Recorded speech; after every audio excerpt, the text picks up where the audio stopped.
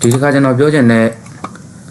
function လေးကတော့ format ပိန်တာပါတခြား copy paste cache page တွေအသုံးများတယ်ဆိုပေမဲ့လို့ဒီ format ပိန်တာလေးပေါ့နော်လူတီလဲနေတယ်အသုံးလဲနေကြတယ်ပေါ့သူ့ရဲ့အသုံးလေးကိုကျွန်တော်ပြောမယ်ဆိုရင်သူကဘယ်လိုတော့ဆိုတော့အရင် copy ဆိုလို့ရှိရင်စာတွေကို copy ကူးပေးတာဒီ format ပိန်တာကြတော့ဒီစာတွေမှာသုံးထားတဲ့ style လေးတွေကို copy ကူးပေးတာပေါ့နော်ခုဒါဆိုရင်ကျွန်တော်ဒါဒီ theme ဆိုတဲ့စကားလုံးလေးကိုဖောင်းနေပြောင်းလိုက်မယ်ဖောင်း site တွေကြီးထားလိုက်မယ်ပြီးကြတော့ဖောင်း color လေးတွေကျွန်တော်ပြောင်းထားခြင်းတယ်ပေါ့နော်အနီရောင်လေးကျွန်တော်ထားကြည့်လိုက်မယ်အဲ့ဒီ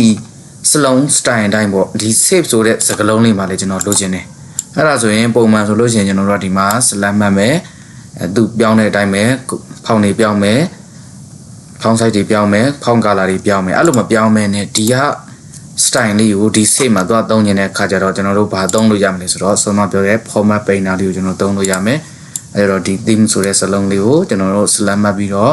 format painter ကိုတစ်ချက်သွားနှိပ်လိုက်မယ်တွားနေတဲ့အခါမှာစုပ်တံပုံစံလေးပေါ်လာပြီအဲဒီ pointer လေးရပါတော့ save ကိုကျွန်တော်တို့လိုချင်တာ save ကိုအပေါ်က style တိုင်းလိုချင်တာဖြစ်တဲ့အတွက်အဲဒီ save ဆိုတဲ့စကားလုံးလေးကိုကျွန်တော် mouse နဲ့ဖိဆွဲလိုက်တယ်အဲဆိုရင် save ဒီအပေါ်ကစလုံးပုံစံဒိတ်တိုင်းဖြစ်သွားပါပြီအဲ့ဒါကိုကျွန်တော်တို့ format painter သုံးပြတာပေါ့နော်